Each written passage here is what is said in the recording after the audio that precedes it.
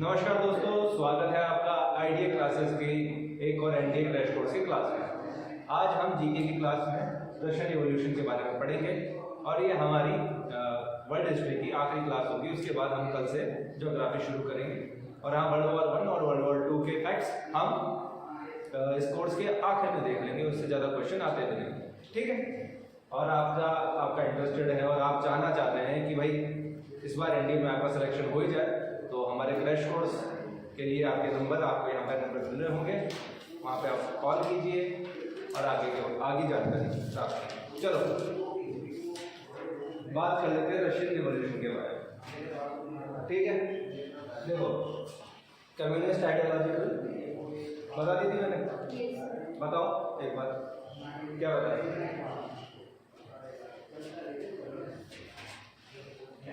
मुस्कुराते हैं, कितने अच्छे लगते हैं सब लोग। साम्यवादी वाली विचारधारा के बारे में बताओ, कल बताएंगे साम्यवादी कम्युनिस्ट से।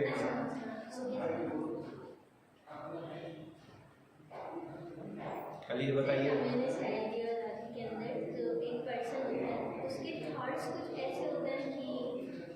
सारे जो लोग हैं वो अपने पास लोगों को पूरा साथ में डिस्ट्रीब्यूट करके सबको इक्वली। वो किस फिलोसोफर की थॉट थी? नहीं, एक फिलोसोफर है, एक विचारक है, काफी फेमस है, कार्ल मार्क्स। एक बार और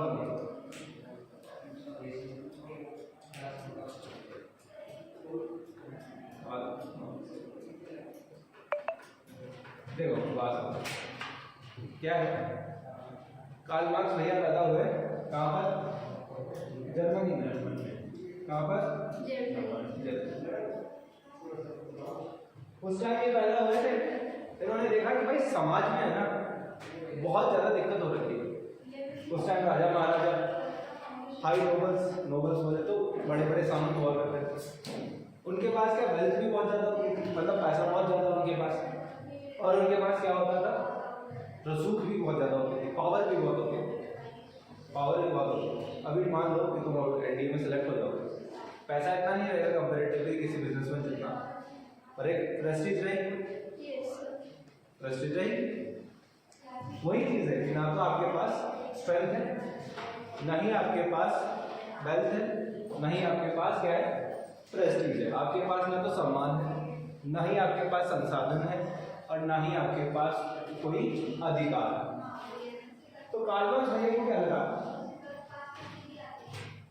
एक पहाड़ बन गया, माउंटेन बन गया, किस चीज का, रिसोर्सेज का, संसाधनों का, अधिकारों का, राइट्स का और प्रेस्टीज का। और वो किसके पास है? वो कुछ चुनिंदा लोगों के पास है। और बाकी जो लोग हैं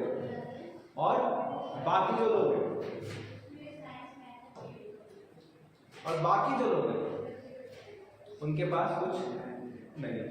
कार्ल मार्क्स ने बोला कि अब कब तक सहते रहोगे? कार्ल मार्क्स ने क्या कहा, कब तक सहते रहोगे? तुम्हारे को दिख नहीं रहा कि दो कैटेगरी, दो क्लासेस, दो वर्ग बन गए। कौन सा?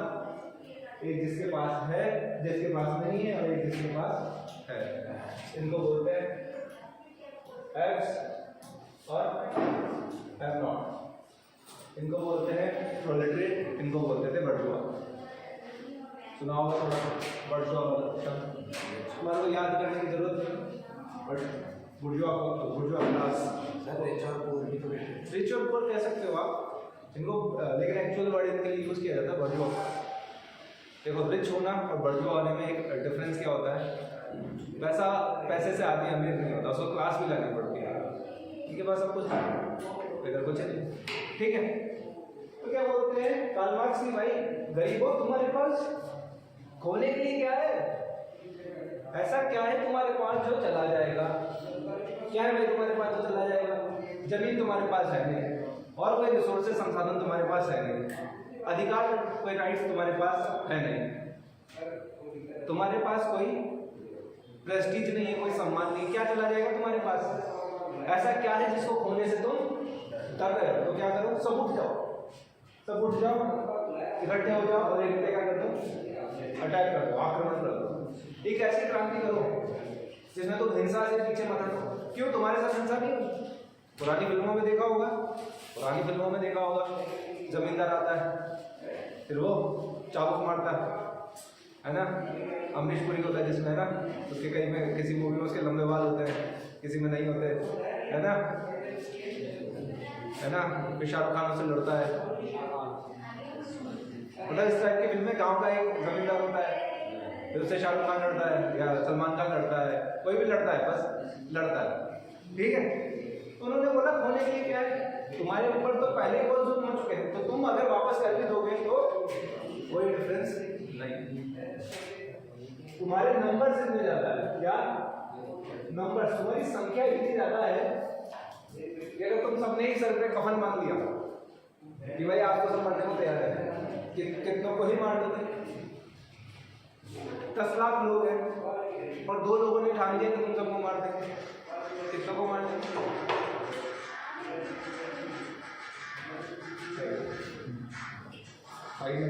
ये सफेद कुर्ता गलत है। चलो ठीक है, ऐसे ही मैं आज क्लास में ये पढ़ा रहा हूँ, सर आज तो आप ठीक है। तो शेयर नंबर्स तुम्हारे इतने ज्यादा है कि तुम्हारे को हराया जा ही नहीं सकता। तो क्या हुआ, उन्होंने हरा तो दिया अमीर आदमियों को, इसको बर्जुआ को हरा तो दिया, पर अब क्या होगा, अब तुम में से कोई एक अपना एक नेता चुनो। क्या चुन लो? एक नेता चुनो। उस नेता की क्या जिम्मेदारी है कि वो सारे रिसोर्सेज, सारे संसाधन, सारे अधिकार, सारे राइट्स और सारी प्रेस्टीज सब लोगों में बराबर बराबर बांटे। और जब तक ये बराबर बट नहीं जाए तब तक वो एक ही तुम्हारा नेता होना चाहिए। और वो नेता कैसे काम करेगा? एक तानाशाह की तरह, डिक्टेटर। क्यों डिक्टेटर की तरह क्यों काम करेगा? इसलिए काम करेगा क्योंकि डेमोक्रेसी क्या होती है, स्लो होती है। हर किसी की बात सुनेंगे तो जो प्रोसेस है रिसोर्सेज को बांटने का वो क्या हो जाएगा? स्लो हो जाएगा, धीमा हो जाएगा। अभी देखो मैं ये बोलता हूँ, टेस्ट लेना है कि नहीं लेना तुम्हारा कल? आधे बोलेंगे लेना है, आधे बोलेंगे नहीं लेना है, फिर आधे बोलेंगे सर इस टॉपिक का लेना है, आधे बोलेंगे सर इस टॉपिक का नहीं लेना। मैं बोलूँगा अरे यार तुम तो डिसीजन ही नहीं ले रहे हो, इतना टाइम लग गया पूछने में। और इसके उल्टा मैं आगे बोलूँ कल टेस्ट है, इतने मार्क्स का टेस्ट है, इस टॉपिक का टेस्ट है, और जो नहीं आएगा उसके घर पे कौन है? अब कितना टाइम लगा मुझे डिसीजन लेने में? 2 मिनट भी गए, 1 मिनट भी नहीं लगे। जितने टाइम मेरे को बोलने में लगा बस उतना डिसीजन। इसलिए चाह रहे थे कि वो डिक्टेटर की तरह काम करें। और एंड में क्या होगा, जब सबके पास रिसोर्सेज बराबर बराबर बढ़ जाएंगे, सब हंसी खुशी अपने घर, क्या हो गया, इसको बोलते हैं यूटोपिया। क्या बोलते हैं? यूटोपिया। ऐसी दुनिया, इतनी बढ़िया दुनिया की हो ही नहीं सकती, इतनी बढ़िया दुनिया की हो ही नहीं सकती भाई, ठीक है। स्वर्ग बनाने की धरती को क्या बना देंगे? स्वर्ग बना देंगे। और जब सब में बराबर बराबर रिसोर्सेज बढ़ गए, क्या क्या बढ़ता था? रिसोर्सेज, संसाधन, राइट्स, अधिकार और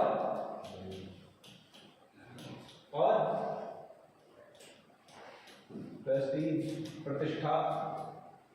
ये 3 चीजें जब सब में बराबर बराबर बढ़ गई तो कौन नेता, कौन राजा और कौन रंक? जब सब बराबर है, सब बराबर है, एंजॉय करो लाइफ, एंजॉय करो, बढ़िया जूस पियो, सो जाओ। पढ़ाई करने की क्या जरूरत है, सबके पास बराबर ही है, सबके पास बराबर ही। ये कॉन्सेप्ट है किसका? कम्युनिज्म का। कम्युनिज्म, साम्यवाद का ये कॉन्सेप्ट है। और साम्यवाद की अवधारणा पर तुम्हारी रूस की क्रांति खड़ी हुई।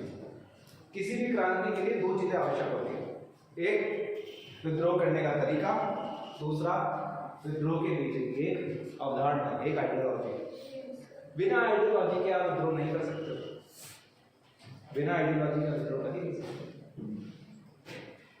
और वो आइडियोलॉजी कहीं ना कहीं इलॉजिकल हो जाएगी, कहीं ना कहीं इलॉजिकल हो जाएगी। क्यों हो जाएगी? इमेजिन करो तुम वॉर फ्रंट पे हो, और अभी नहीं, आज से 1500 साल पहले, 2000 साल पहले सामने से एक ट्राइब आ रही है, कबीला आ रहा है, तुम्हें अपने कबीले को बचा कर रखना है। लड़ाई चल रही है, तीर लग रहे हैं, भाले लग रहे हैं, चोटें आ रही है। अभी यहाँ लॉजिकल डिसीजन क्या है? जान बचाओ और भागो। पर तुम्हारा लीडर ये नहीं बोले, क्या बोलेगा? और उसके लिए क्या बातें करेगा? भगवान ने आदेश दिया है कि तुम लड़ो, है ना? कुछ ना कुछ ऐसी बात कि भाई तुम्हारे परिवार के लिए लड़ो, कुछ ना कुछ ऐसी बात जो लॉजिकल नहीं है। तो हर रिवोल्यूशन एंड में जाके इलॉजिकल हो जाता है। गांधी जी को भी बोलते हैं ना कि गांधी जी कितनी लॉजिकल बातें करते थे आगे में, इसलिए करते थे भाई एंड तक लड़ाई खींचनी है, एंड तक लड़ाई खींचनी है। 1917 से शुरू करी थी लड़ाई, 47 तक लड़ाई खींचती रही। कितने साल तक? 30 साल तक। 30 साल तक लड़ाई खींचने के लिए आदमी को फिर क्या मोटिवेट करे? और उनका तो तरीका भी अलग था, वो पढ़ाएंगे जब बताएंगे, ठीक है? जब रिविजन करेंगे उसका तब देखेंगे। देखो ये आइडियोलॉजी समझ में आ गई तुम्हें, साम्यवाद की कमी है, ये इसकी आइडियोलॉजी किसने दी थी? कार्ल मार्क्स ने। और कार्ल मार्क्स रशिया में नहीं पैदा हुआ था, जर्मनी में पैदा हुआ था। ये भी क्वेश्चन आ जाता है कि कार्ल मार्क्स कहाँ पैदा? तुम क्या लगा क्या होगा कि सर पढ़ा तो रशियन रिवॉल्यूशन में ही था, तो कार्ल मार्क्स रशिया में पैदा हुए होंगे, वोट कर देते होंगे, बढ़िया, और लिख दिया जर्मनी में पैदा हुए थे बेटा, वो वहाँ पैदा नहीं हुए, ठीक है? अब आगे बढ़ते हैं। देखो अभी तुमने देखा, अभी हमने देखा पहले अमेरिका में वॉर ऑफ इंडिपेंडेंस हुई, स्वतंत्रता की लड़ाई। उसके बाद क्या हुआ? फ्रांस की क्रांति हुई। और फ्रांस की क्रांति का एक कारण ये भी है, एक कारण क्या है कि फ्रांस ने क्या किया था? अमेरिका को सपोर्ट किया था, वहाँ अपने सोल्जर्स भेजे थे, अपने ट्रूप्स भेजे थे। अब तुम ये देखो कि तुम दूसरे की जगह लड़ने जाओ, उससे पूछो कि भाई लड़ क्यों रहा है तुम? अरे यार हमारे को आज़ादी चाहिए। तो आज़ादी किस किस चीज़ से चाहिए? वो बताएगा यार इस चीज़ से आज़ादी चाहिए, इस चीज़ से आज़ादी चाहिए।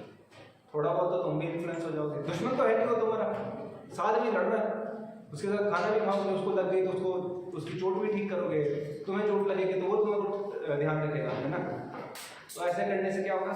आइडियोलॉजी शेयर होगी, और वही आइडियोलॉजी लेके वो फ्रांस आए, और फ्रांस की बात में रिवॉल्यूशन शुरू हो गया। ये खेल हुआ। अब ये देखो यूरोप में एक आइडिया आ गया इस चीज़ का, रेवोल्यूशन क्रांति का एक विचार आ गया वहाँ पे। और एक बहुत अच्छी बात बोली है, ideas are bulletproof, ideas are bulletproof, ideas can not be killed. विचार होते हैं, जो विचार होते हैं उन्हें गोली से खत्म नहीं किया जा सकता, विचार फैलते हैं। ये किसने बोला था? सुभाष चंद्र बोस ने बोला था, ideas are bulletproof, they can not be killed, ये उन्होंने कहा, ठीक है? आगे आइडियोलॉजी फैलना शुरू हुई, रशिया तक पहुंची, और रशिया में सब अच्छा नहीं चल रहा था। क्यों नहीं चल रहा था? हो चुका था इससे पहले, जो सबसे पहली क्लास थी इंडस्ट्रियल, क्या? इंडस्ट्रियल रिवॉल्यूशन, इंडस्ट्रियल रिवॉल्यूशन, औद्योगिक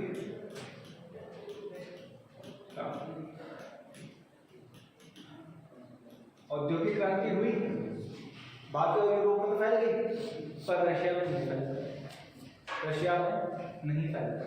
उससे क्या हुआ? उससे क्या हुआ? रशिया कहीं ना कहीं क्या था, बाकी यूरोप से पीछे रह गया, कमजोर तो नहीं था, पीछे रह गया। और जब कोई लोग पीछे रह जाएंगे तो देखोगे कि भाई अब फ्रांस कितना पैसे कमा रहा है, लंदन तो यार कॉलोनी में कॉलोनी छापे जा रहा है, अपन क्या कर रहे हैं?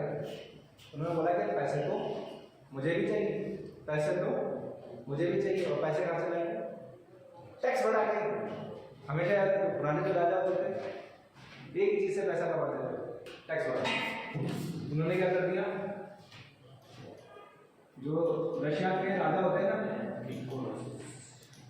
रशियन किंग, उसको बोलते हैं जार, जार नुक्ता लगता है, जार, जार नहीं, जार बोलते थे। जार ने क्या किया? टैक्स बढ़ा दी, टैक्स बढ़ा दी। और मजेदार बात एक और चल रही थी, उनका प्रशासन, उनका एडमिनिस्ट्रेशन में भी क्या आ रही थी? दिक्कत आ रही थी। दिक्कत आ रही थी। तो जो आर्मी के ऑफिसर्स थे और राजा दोनों के बीच में क्या चलती रहती थी, खटपट चलती रहती थी। तो ये खटपट कहाँ जाके एंड हुई? 1825 में आर्मी के अफसरों ने क्या कर दिया था? आर्मी अफसरों ने क्या कर दी थी? बगावत समझते, म्यूटनी, रिवोल्ट कर दिया था इनके खिलाफ। तुम्हारे से तो लेना देना ही नहीं कुछ, लेकिन राजा ने क्या किया? इसको सप्रेस कर दिया, दबा दिया। भाई राजा राजा यार, ऐसे कैसे राजा अगर कोई भी बगावत करता था तो उसको आर्मी की हेल्प से दबाता था। आप तो आर्मी के एक पार्ट ने किया, आर्मी के ऑफिसर्स ने किया, सारी आर्मी ने किया। आर्मी के जो ऑफिसर्स की हेल्प से ज्यादा था फिर क्या फिर राजा की हेल्प? उस टाइम बेटा ऐसा ही हुआ था। हाँ, लॉजिकली यही सेंस बनता है कि ऐसा नहीं होना चाहिए, बट पूरी आर्मी के ऑफिसर्स नहीं थे, जो हाई ऑफिसर्स थे उन्होंने किया। और धीरे धीरे क्या होता है, उनके पास एक बटालियन नहीं जाता था, 2 बटालियन 3 बटालियन। राजा के पास रिजर्व भी होता है। उस टाइम पे जो राजा होते थे वो अभी के लीडर्स की तरह नहीं होते थे। They know how to fight, they were also generals, they know how to fight and how to lead their troops. उनसे लड़ने भी आएगा तो दे कैन फाइट। इसमें तुम्हारे को फोटो दिखाता हूँ, ज़ार निकोलस की फोटो बताता हूँ। वही आज के मेन विलन है, अपनी कहानी के मेन विलन वही ज़ार निकोलस, उनकी फोटो है।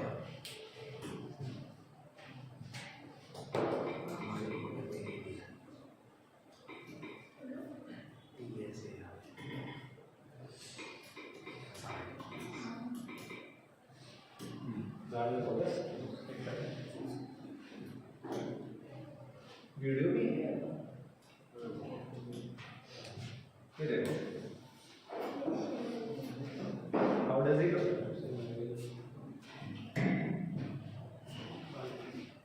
Army officer he knows how to fight, how to lead his troops। जो आदमी लड़ना जानता है और नेतृत्व करना जानता है उसको वो रिवोल्ट दबा दे। डिफिकल्टी होगी, अभी आप मान लो कि चलो कुर्ता ऐसा ही पहना है, तो मेरा एग्जाम्पल है।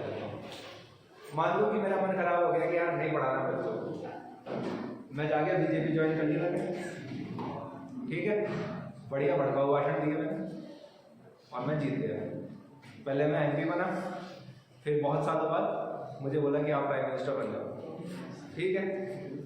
मेरे काम कुछ ज़्यादा ही एक्सट्रीम हो गए कि मतलब सुबह फ़ोन करके चाइना को बोल रहा हूँ कि कल आ रहा हूँ शंघाई, वो बोला कि ठीक है सर आ जाओ। अरे नहीं, आर्मी लेके आ रहा हूँ भाई, ऐसे थोड़ी ना मिलने थोड़ी ना। पाकिस्तानी सुबह उठ के देख रहे हैं, अरे ये इंडिया का झंडा कैसे लग रहा है देखे। मैंने बोला कि मैंने रात में मेरा क्या मेरे को नींद नहीं आ रही थी, तो मैंने ट्रूप्स को बोला कि जाओ मेरे को गेम खेलना है, तो मैं इंस्ट्रक्ट कर रहा था, पूरा पाकिस्तान अंदर आ गया, ठीक है। ऐसा कुछ चल रहा था, तो आर्मी वालों को भी लग गया यार तो कभी भगा देता है। उन्होंने बोला कि आज तख्ता पलट करके रहेंगे हम। आर्मी के ऑफिसर्स मुझसे तो ज़्यादा कैपेबल ही होंगे फाइटर, वो आ गए, मैं जा रहा था। उन्होंने बोला कि सर आज आपके साथ गेम हो गया, फिर मैं क्या करूँगा, लड़ थोड़ी ना सकता हूँ। ठीक है सर, थैंक यू, जो भी था बस एक अच्छा सा कर दे देना, ठीक है। पर they know how to fight, तो उन्होंने क्या कर दिया, रिवोल्ट सप्रेस कर दिया। क्या किया, रिवोल्ट सप्रेस कर दिया। उस टाइम में जो राजा था उसका नाम था, जो ज़ार था उसका नाम था अलेक्जेंडर सेकंड। उसके बाद और ये अलेक्जेंडर सेकंड थोड़े अच्छे आदमी थे, थोड़े अच्छे आदमी थे। उन्होंने थोड़े बाद में जब रिवोल्ट हुआ तो टैक्स थोड़े कम कर दिए। क्या कर दिए, टैक्स थोड़े कम कर दिए। उनके बाद उनके बेटे हो गए अलेक्जेंडर थर्ड। एक ही नाम है भाई, एक ही नाम चलता, एक ही नाम चलता, बताइए नहीं चलता था एक नाम, उसके जैसा काम करे नहीं है। जैसे फिल्म आती है, हमारे इंडिया की बात बता रहा हूँ, बाकी जगह तो नहीं होता। पहले आती है बुलबुलैया, फिर आती है बुलबुलैया 2, उसका उसकी स्टोरी से कुछ लेना देना नहीं है, ऐसे चलती है ना, कुछ लेना देना नहीं होता उसका। क्यों देखते हैं, फ्रेंचाइजी बन जाती है, इसमें कॉमेडी होती है। यहाँ पे भी इनको ये लग रहा था कि इस राजा में कुछ बात होगी।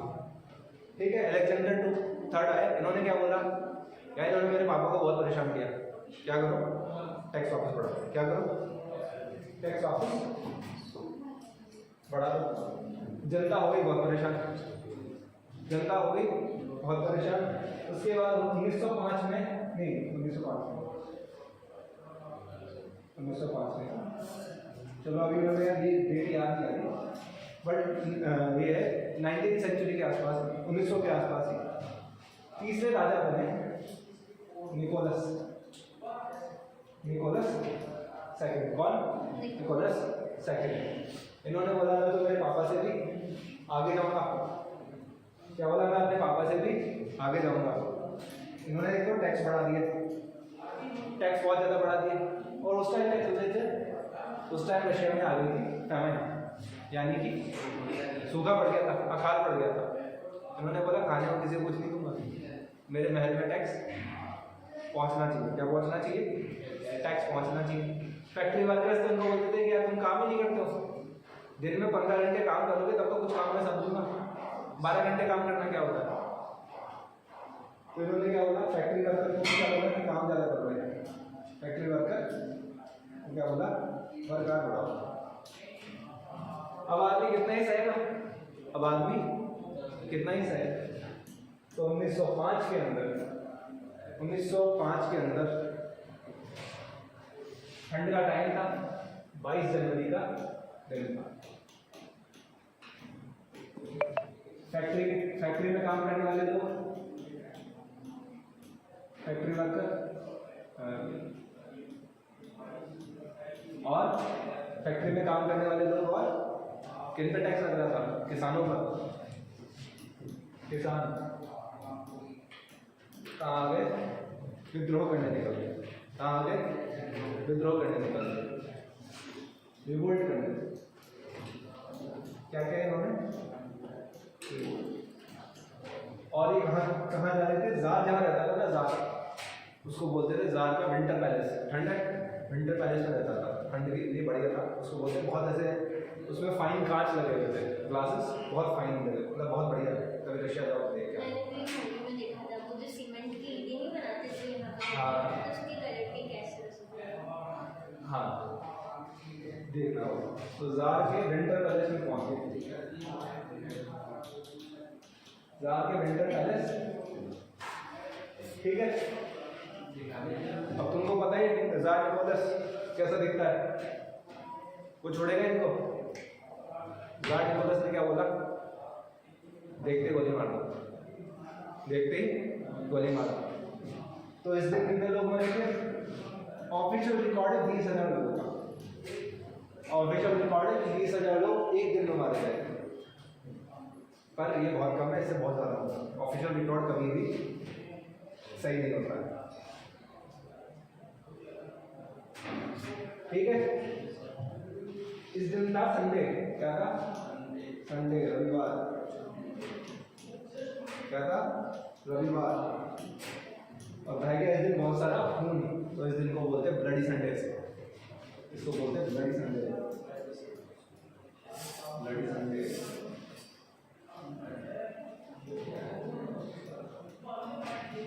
रविवार याद रखना ये चीज। ब्लडी संडे कब हुआ था?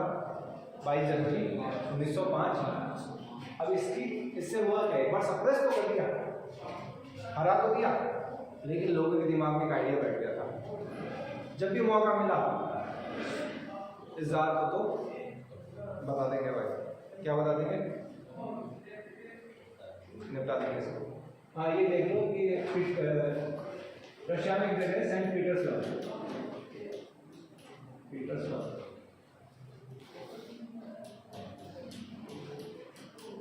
वहां पर था ये जार का विंटर पैलेस। ठीक है, नोट्स में लिख दिया। ठीक है, अब देखो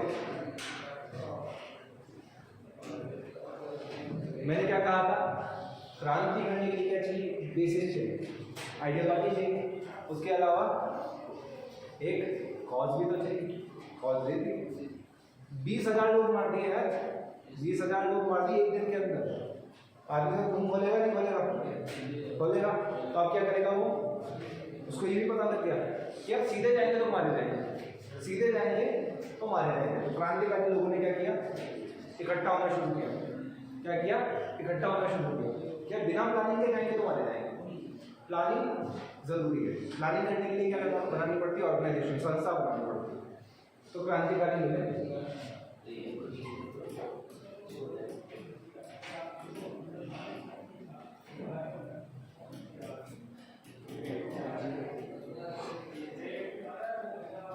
क्रांतिकारी लोग मिले और किस आइडियोलॉजी में बेस्ड होंगे? कम्युनिस्ट आइडियोलॉजी, साम्यवादी विचारधारा।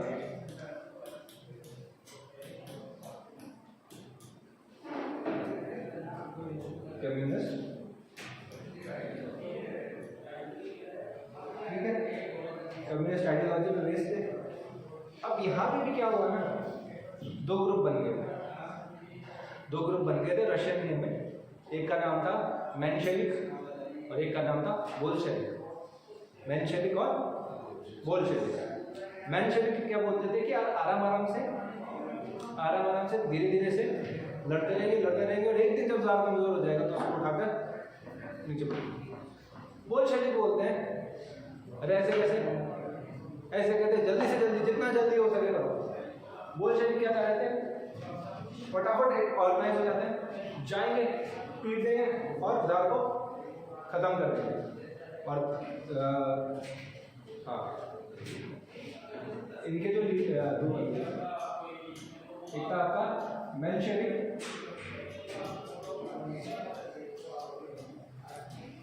रशियन नाम है बेटा, इसका मीनिंग मत पूछना मुझसे, मुझे भी नहीं पता, रशियन नहीं है।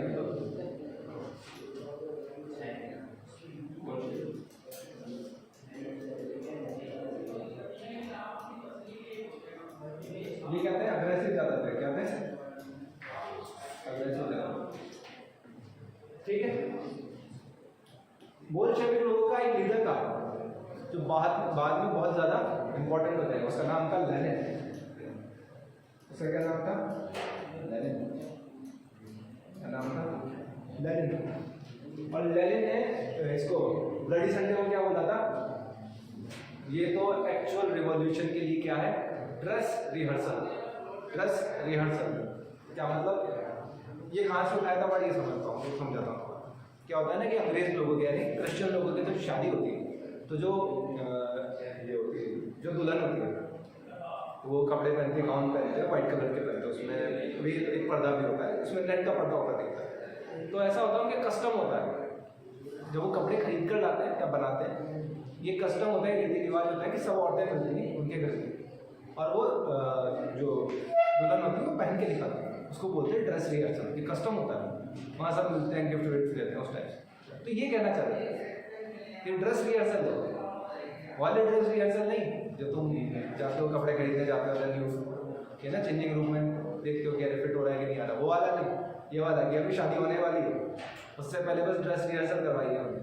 तो इतने मेरे भाई इतने क्या रखे थे मुझसे, क्या बोला था? ड्रेस रिहर्सल, याद रखो ड्रेस।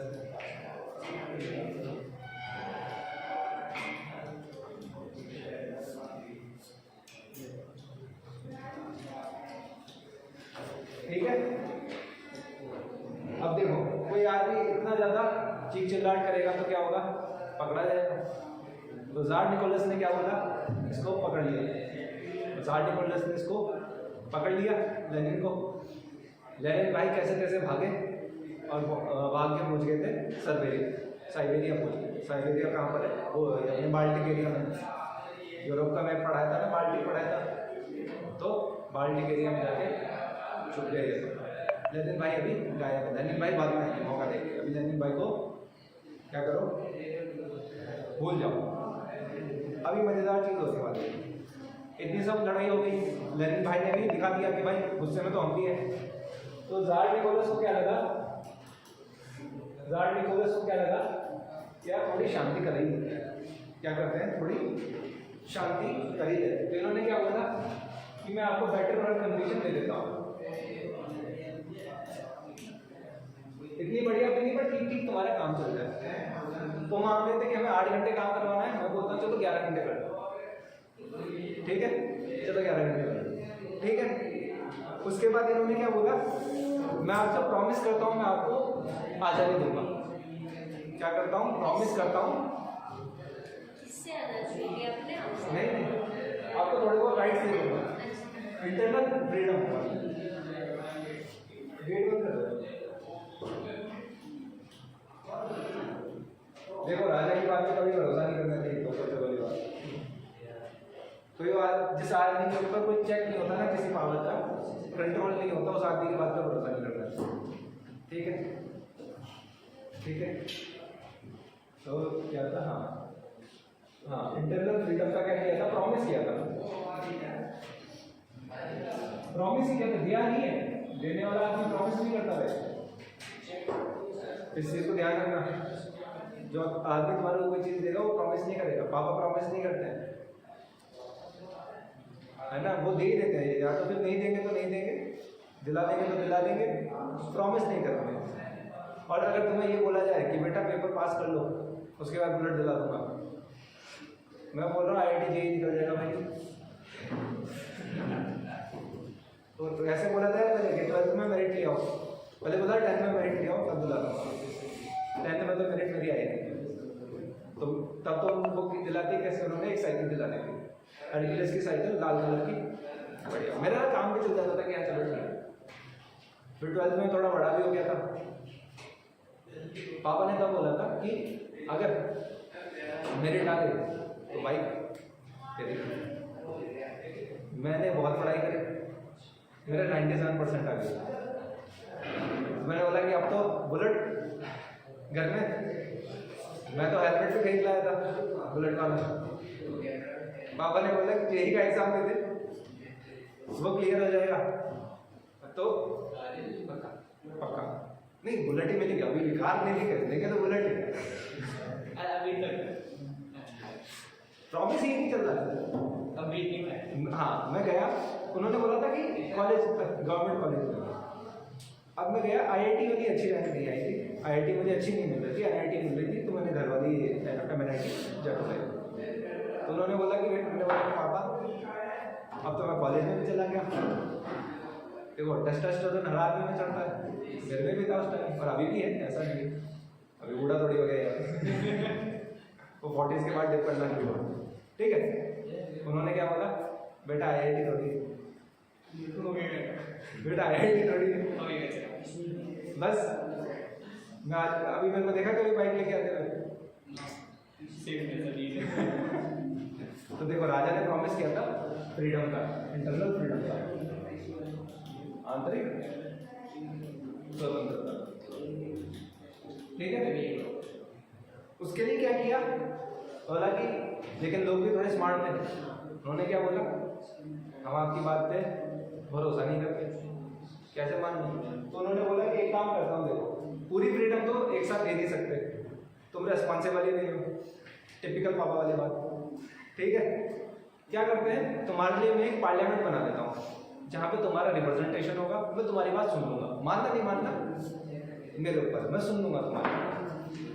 तो उन्होंने क्या बनाया, क्रिएशन हुआ किसका, ड्यूमा का, किसका, ड्यूमा, ड्यूमा क्या है, Russian parliament, Russian parliament, Duma क्या है, रशियन पार्लियामेंट।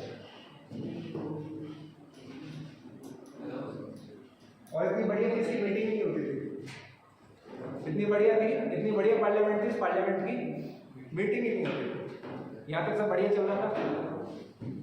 अभी देखो ये सब चल रहा है, धीरे धीरे धीरे धीरे जार भैया के हाथ से सामान रशिया निकल रहा है धीरे धीरे। लेकिन अब तुम पूछो मुझसे कि सर ये धीरे धीरे तो हो रहा है, पर ऐसा क्या हो जाएगा कि क्रांति हो ही जाएगी, ऐसा क्या हो जाएगा कि लोगों में चिंगारी बढ़ जाएगी।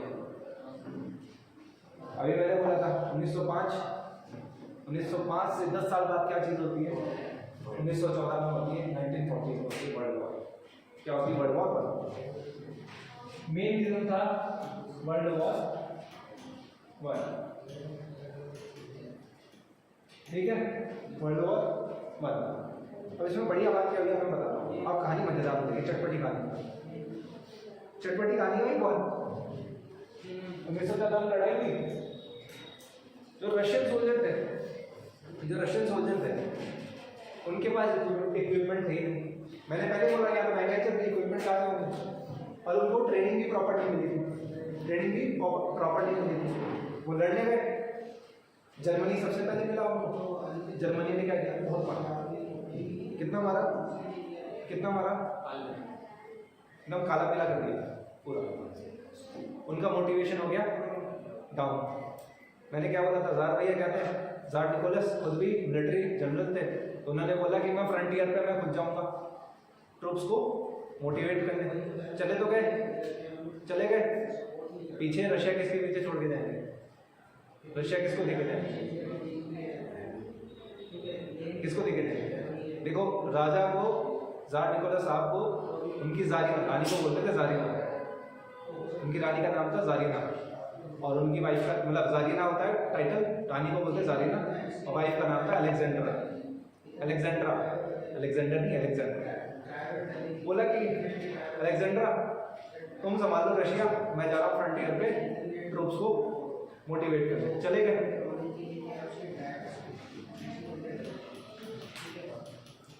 Alexandra company जारीना।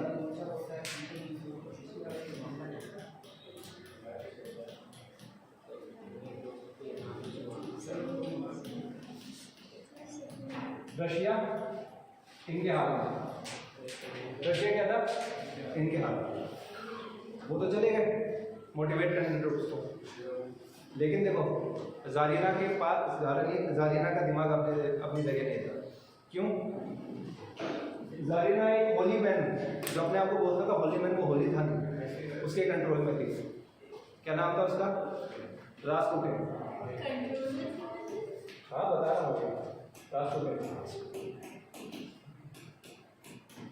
रासपुतिन भैया कहते हैं। फोटो दिखाना होगा आपको, रासपुतिन की फोटो दिखाता हूँ।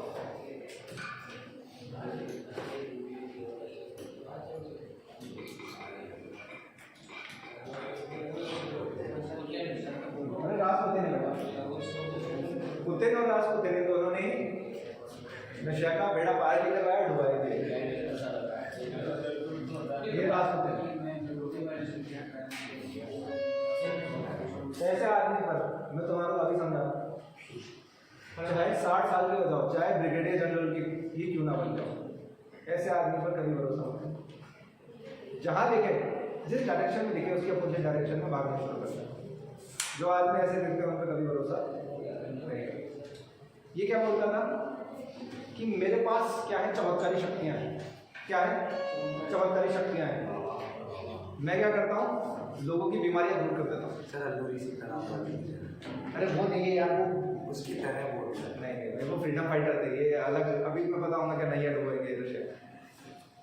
ठीक है, रासपुतिन ये बोलते थे। ठीक है, और जो ये थी रानी अलेक्जेंड्रिया, और इनका जो बेटा था, इनको क्या था, हीमोफीलिया था।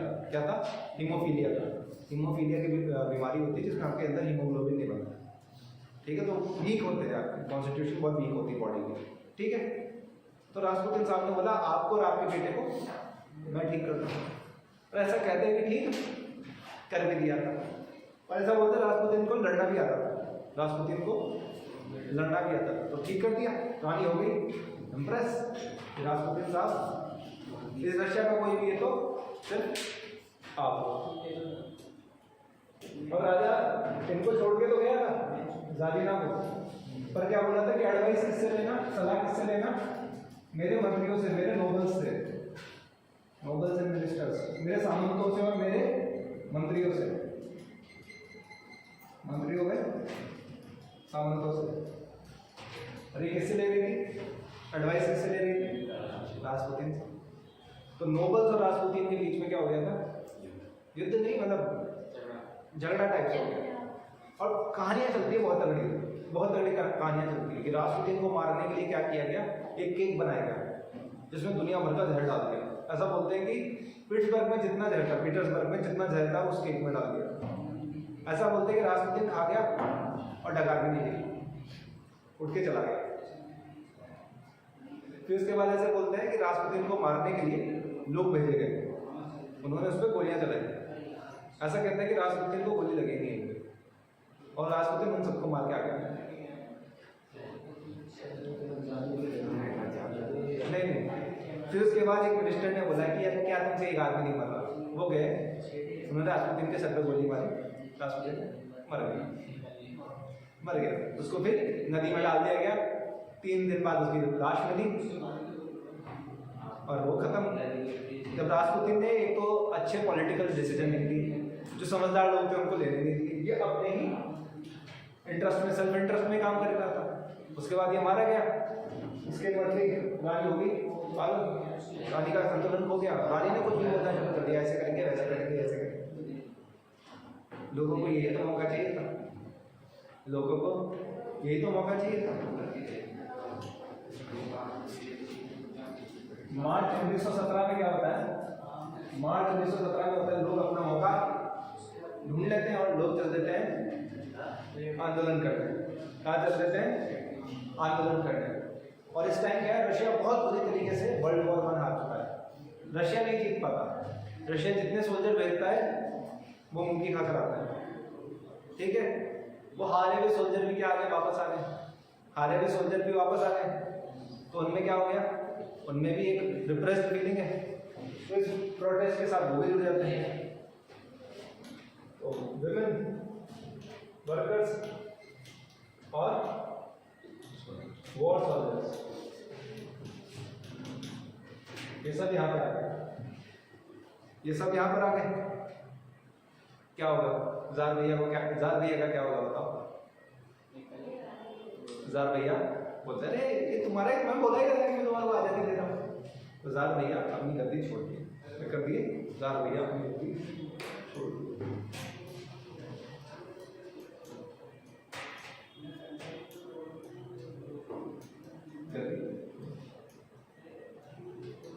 अब याद करो,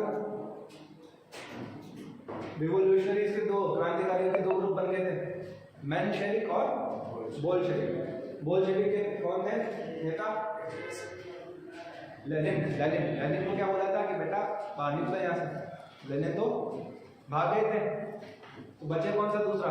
मेनशेविक। यहाँ पे मेन है मेनशेविक। तो मेनशेविक ने क्या किया, एक अस्थायी सरकार बनाई। चलो तब तक हम सोल्यूशन लगाते हैं, क्या उनको लग ही नहीं रहा कि जार इतना जल्दी मान जाएगा। जो पुलिस वाले भी भेजे थे ना जार ने, वो भी सोल्जर्स को देख के उनके तरफ हो गए। 1-2 गोली चलाई फिर वो उनकी तरफ हो गए। तो लग ही नहीं रहा लोगों को यार जार इतनी जल्दी मान जाएगा। लोग तो तैयार थे कि लंबी लड़ाई हो, क्योंकि लंबी लड़ाई को उसी बीच में सोच लेंगे क्या होगा, वो तो एक दिन में खत्म हो गई। क्या हुआ, उन्होंने बोला कि एक अस्थायी गवर्नमेंट बना देते हैं, प्रोविजनल गवर्नमेंट बना देते हैं, उसके बाद सोचते हैं कि क्या होगा, ठीक है। और इस टाइम के ये मेनशेविक के लीडर थे, मेनशेविक के लीडर थे अलेक्जेंडर केरेंस्की।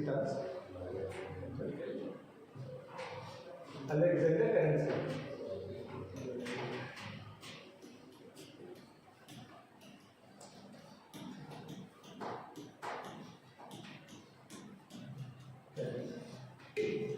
ठीक है, कहाँ बैठी गवर्नमेंट? ड्यूमा में। ड्यूमा क्या था? Russian parliament.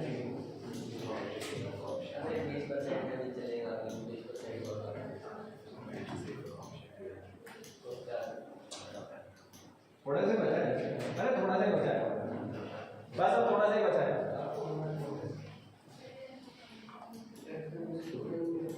क्या बनाएगी? Provisional government. अब देखो,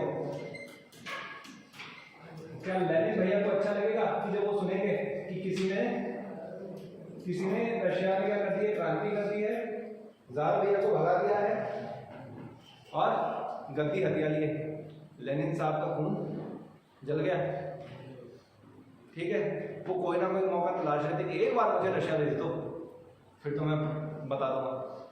और तुम्हें पता है अभी वर्ल्ड वॉर चल रहा है, 18 में खत्म हुआ, ठीक है। अभी चल रहा है। जर्मनी ने क्या देखा, यही मौका है। जर्मनी और रशिया की राइवलरी बहुत पुरानी रही। रशिया ने क्या बोला, जर्मनी ने क्या बोला, यही मौका है। तो उन्होंने अपने 2 बंदे भेजे। लेनिन साहब को बोला रशिया जाना चाहते हो? जाना तो चाहता हूँ भाई, पर जाते क्यों नहीं? क्या जाने नहीं देते? वहाँ तक जाने के पैसे नहीं है। यहाँ तो काली चाय में बिस्कुट दबा के खा रहा हूँ। बनी नींद नहीं है, क्या बोलता है, काली चाय में पार्ले जी डुबो के खा रहा हूँ। रशिया ने बोला, जर्मनी ने बोला चिंता मत करो दोस्त, दुश्मन का दुश्मन दोस्त, चलो तुम्हारे पास बिरयानी खिलाई। तो लेनिन साहब को बिरयानी खिलाई गई और लेनिन साहब को सिक्योरिटी के साथ रशिया पहुंचा दिया जर्मनी। अभी लेनिन साहब पहुंचे, उन्होंने अलेक्जेंडर केरेंस्की को क्या बुला रहे, भाई माफ़ कर दिया। अपन दोनों है तो रिवोल्यूशनरी। अलेक्जेंडर भाई को भी लगा कि यार अपना ही भाई हरामी थोड़ा सा है तो क्या करें, ठीक है। क्या किया, माफ़ कर दिया। क्या किया, माफ़ कर दिया। लेनिन भाई ने अपनी हरामियत देखा। लेनिन ने क्या किया, पूरी जनता को अपनी तरफ कर लिया। क्या किया, पूरी जनता को अपनी तरफ कर दिया। मार्च में रिवोल्यूशन हुआ था, अप्रैल में लेनिन भाई पहुंच गए थे। उसके बाद अक्टूबर 1917 लेनिन भाई ने क्या बोला, ये है ना मेंशेविक है ना, इनसे मिले। ये मेंशेविक क्या है, राजा से मिले, थोड़े दिन में जार को वापस बता दें।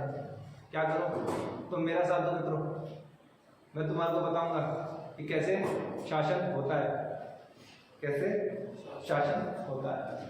तो उस क्रांति को क्या बोलते हैं, बोल्शेविक क्रांति। बोल्शेविक ही तुम पार्टी से देखो, रिवॉल्यूशन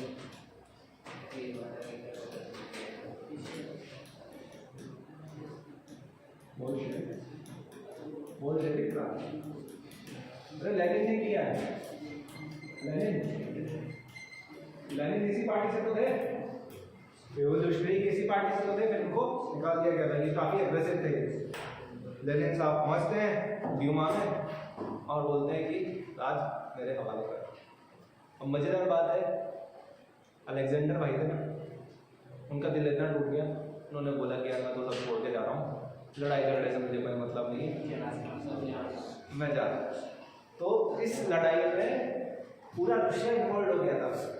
तो कितने लोग मरे होंगे बताओ, कितने लोग मरे होंगे? फिर भी एस्टिमेट 10 से 12 लाख, 5 करोड़। देखो मैं तुम्हारे को बता देता हूँ, मार्च रिवॉल्यूशन हुआ था, मार्च की जो क्रांति हुई थी अभी मार्च 1917, उसमें 1000-1200 लोग मरे थे, ज़्यादा नहीं मरे। इसमें कितने मरे होंगे? कितने? 10,000। 2 लोग मरे, सिर्फ 2। और वो भी ऐसा नहीं मरे थे कि किसी ने गोली मार दी, कहीं दबके पड़ गए, सांस फूल गया इसलिए मर गए, पहले से कोई दिक्कत चल रही होगी इसलिए मर गया, अपने आप से किसी ने नहीं मारा। इसको क्या बोलते हैं, ब्लडलेस। इसको बोलते हैं ब्लडलेस रिवॉल्यूशन, ब्लडलेस रिवॉल्यूशन, यानी रक्तविहीन क्रांति, रक्तविहीन क्रांति। क्योंकि खून बहा ही नहीं, खून बहा ही नहीं, पूछ लेते हैं अक्टूबर की क्रांति को क्या कहते हैं, ठीक है। 24 से 25 अक्टूबर याद है, 24-25 बस। अरे मैंने बोला ना कि भाई अलेक्जेंडर केरेंस्की भाई को क्या लगा, मेरा तो दिल टूट गया, मेरा अपना भाई ऐसा करेगा, जो उनका भाई तो नहीं था, लेकिन आइडियोलॉजी सेम थी। और तुमको पता है ये कम्युनिस्ट लोग आपस में क्या बोलते हैं, कॉमरेड, एक दूसरे को बोलते हैं कॉमरेड। कॉमरेड का मतलब होता है कॉमरेडरी होती है, जिसमें मतलब भाईचारा है जिसके, तो कॉमरेड, तो कॉमरेड ऐसा करेंगे तो फिर अच्छी बात है, अच्छी बात है। उतर गए, कोई लड़ाई नहीं हुई, इसमें 2 लोग मरे, वो भी एक तो कोई भगदड़ में मर गया होगा, एक का सांस भूल गई होगी, पानी नहीं मिला होगा उसे, ठीक है। कॉमरेड का मतलब गलत का विरोध करना होता नहीं, ये भी होता है, पर जिस यूज में यूज करते हैं कि जैसे बोलते हैं कि आर्मी एक बटालियन में कॉमराडरी होनी चाहिए। कॉमराडरी का मतलब होता है कि भाई भाईचारा रहे, बंधुवाद रहे, उसी को वहाँ। बाकी ये है कॉमरेड का एक्चुअल मीनिंग तो यही है कि जो गलत का, इनजस्टिस का विरोध करा, अन्याय का विरोध करा। बट कॉमरेड अभी इसमें यूज होता है। कभी JNU जाना, अभी मैंने कभी चल जाना JNU घूमने चला जाना, JNU जवाहरलाल नेहरू यूनिवर्सिटी, अरे मजा आएगा उधर, आगे आगे मतलब ऐसा नहीं है कि जेएनयू का जो नाम बदनाम है कुछ ज़्यादा ही बदनाम कर दिया, पर ऐसा नहीं कि वहाँ ऐसे लोग हैं नहीं, दोनों ही हैं। वहाँ ऐसा बोलते हैं कि मतलब तुम्हारी इतनी एज के बच्चे जिनको कुछ पता नहीं है वो बोलते हैं कि कम्युनिस्ट आइडियोलॉजी सबसे बढ़िया है, झुंड बना के वहाँ भारत को गालियाँ दे रहे होते हैं क्योंकि सेफ है ना अंदर। अरे बढ़िया चलता है कभी जाना, अरे मजा आता है, तुम थोड़ा एंजॉय करने लगोगे ना इन लोगों को तो फिर ऐसा लगेगा। फिर वो बोलते हैं कि कम्युनिस्ट आइडियोलॉजी बहुत बढ़िया है, ये बहुत बढ़िया है, तो फिर उनको वैसे ऐसा ही बोल दो कि बेटा जो फीस दे रहे हो खुद से कमा कर दे दो। और एक बेसिक कॉन्सेप्ट है ना कि देखो अगर हर चीज़ की कीमत सेम ही हो जाएगी तो उसकी वैल्यू खत्म हो जाएगी। फिर टैलेंट की जगह कहाँ है? तो मेहनत क्यों करोगे, तो मेहनत क्यों करोगे? ये कम्युनिस्ट आइडियोलॉजी मैंने पहले बोला कि किसी को पागल बनाना है ना दो तीन चीज़ें से पकड़ लो। एक तो बहुत ही सिंपल आइडियोलॉजी बनाओ, ऐसी आइडियोलॉजी की बच्चा समझ जाए, है ना। उसके बाद क्या करो, एक करिश्मेटिक पर्सनालिटी को रख दो सामने जो इस बात को कहे।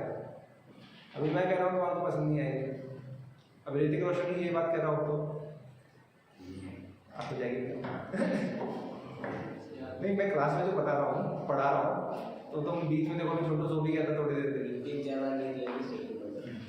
अभी मान लो ऋतिक रोशन पढ़ा रहा होता तो आगे बैठता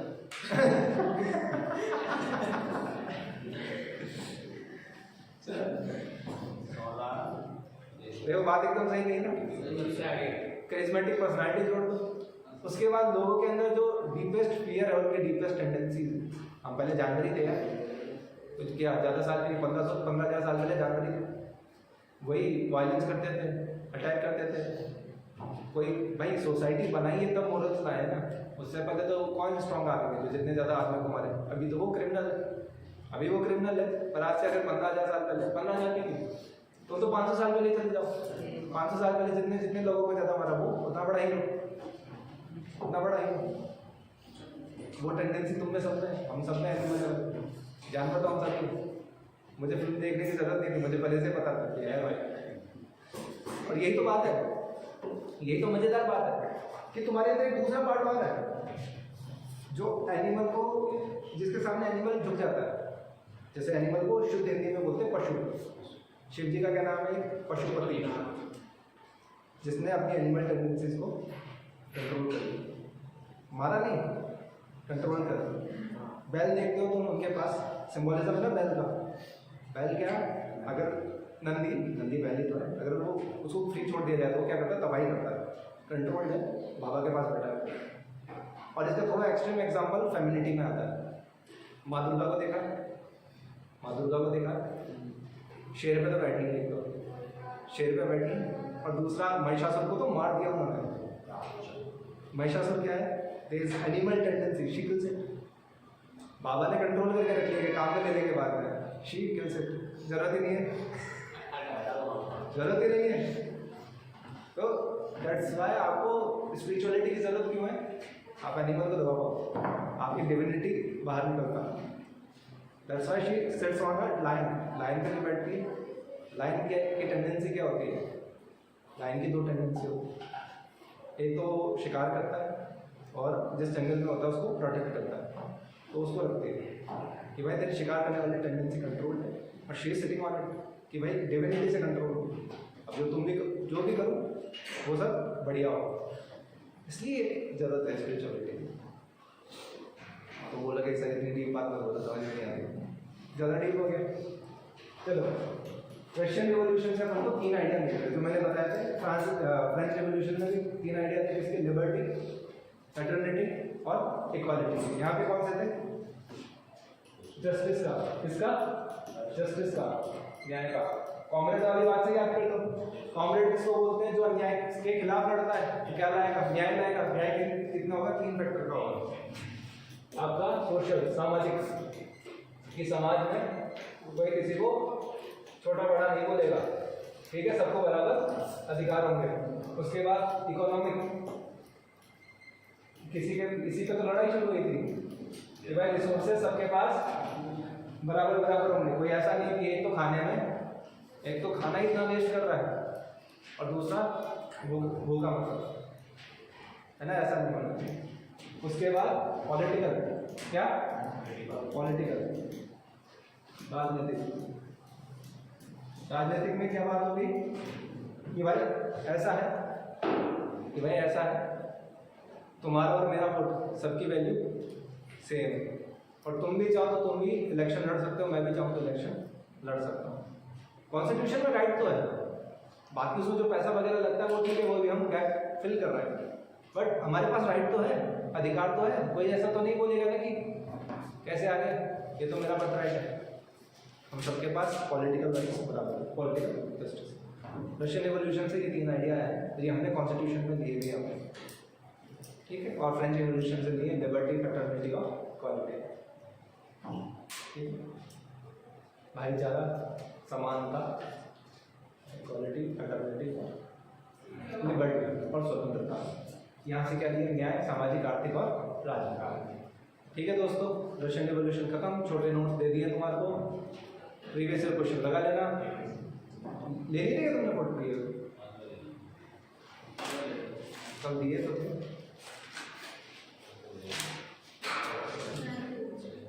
शेयर कर लो आपस में। ओके जय हिंद सर। जय हिंद। भैया हो गया, ये अमेरिकन रिवॉल्यूशन का हिंदी में, बाकी कोई डाउट है तो